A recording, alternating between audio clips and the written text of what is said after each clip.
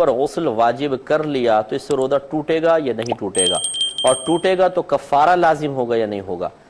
دیکھیں یاد رکھیں کہ کسی نے اگر غسل خود پر جان بوجھ کے واجب کر لیا تو اس سے روزہ ٹوٹ جائے گا۔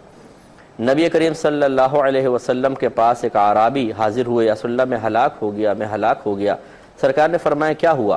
رمضان کے دن تھے، کہنے لگے کہ میں حالت روزہ میں تھا، میری زوجہ بھی حالت روزہ میں تھی، اور مجھ سے غلطی سرزد ہو گئی، یعنی ہم نے جسمانی تعلق قائم کر لیا۔ تو رحمت کونین صلی اللہ علیہ وسلم نے فرمایا کہ تمہارا روزہ ٹوٹ گیا، اب تم اس کا کفارہ ادا کرو۔ عرض کیا رسول اللہ کفارہ کیا ہے؟ فرمایا 60 روزے لگاتار رکھو۔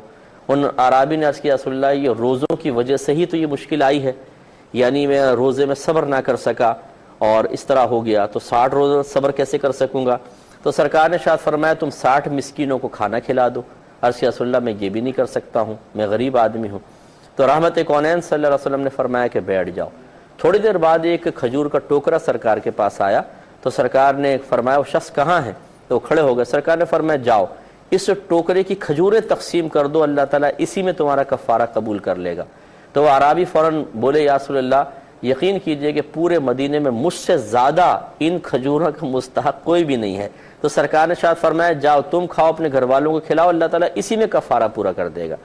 تو خلاصہ کلام یہ ہوا کہ معلوم ہوا کہ جسمانی تعلق قائم کرنے سے روزہ ٹوٹ جاتا ہے اور کفارے کا سبب بنتا ہے۔ اس کو بنیاد بنا کر فقہا نے فرمایا کہ غسل واجب کرنے میں بھی چونکہ اسی طرح جسمانی تعلق والا معنی پایا جاتا ہے کہ اس سے بھی غسل واجب ہوتا ہے، اس سے بھی ہوتا ہے، تو وہ بھی روزہ ٹوٹنے کا سبب بنے گا، یہ بھی روزہ ٹوٹنے کا سبب بنے گا۔ لیکن فرق یہ ہے کہ جب جسمانی تعلق قائم ہوتا ہے تو اس میں جنایت یا جرم کامل ہوتا ہے، کہ جہاں مکمل لذت حاصل ہو، مکمل مزہ حاصل ہو، اس سے روزہ توڑا جائے تو وہاں کہتے ہیں جرم کامل ہے، جنایت کامل ہے، اس کا نتیجہ کفارہ ہے۔ اور یہاں پر اگر خود اپنے اوپر غسل واجب کیا جائے تو اس میں بھی ایک یک گنا لذت تو ہے لیکن کامل نہیں ہے، تو لہٰذا یہاں جنایت ناقص کہلائے گی، اور جہاں جنایت ناقص ہوتی ہے وہاں کفارہ نہیں ہوتا بلکہ صرف قضا ہوتی ہے، لہٰذا اس فعل پر قضا ہے، روزہ ٹوٹ جائے گا اور قضا ہے۔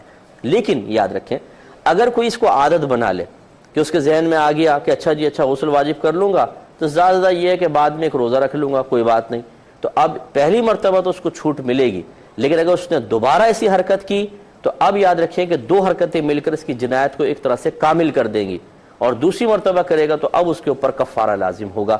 یہ اچھی طرح ذہن میں رکھا جائے۔ ایک مختصر سا بریک لیں گے، ہمیں یقین ہے آپ ہمارے ساتھ ہی رہیں گے۔